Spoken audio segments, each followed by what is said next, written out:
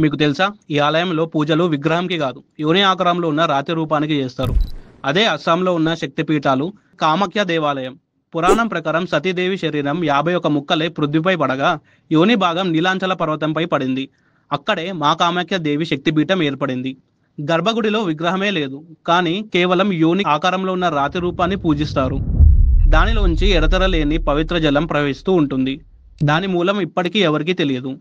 ప్రతి సంవత్సరం జూన్ నెలలో అంబుమాచి మేళ సమయంలో దేవి మాసిక ధర్మంలో ఉంటారని నమ్మకం.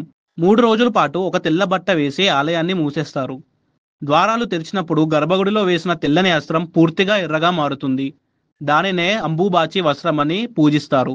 కామాఖ్య కేవలం శక్తిపీఠం కాదు, ఇది ప్రపంచంలోనే అతిపెద్ద తంత్ర కేంద్రం. ఇక్కడ వశీకరణం, కల్పశాంతి, కాలాజాదు తొలగింపు, అంతేకాదు జంతుబలి వంటి ఘోర తంత్రక్రియలు కూడా జరుగుతాయి. అందుకే ఆలయ ప్రాంగణం చాలాసార్లు రక్తంతో ఎర్రబడుతుంది. కామెంట్స్లో రాయండి, జై మా కామాఖ్య.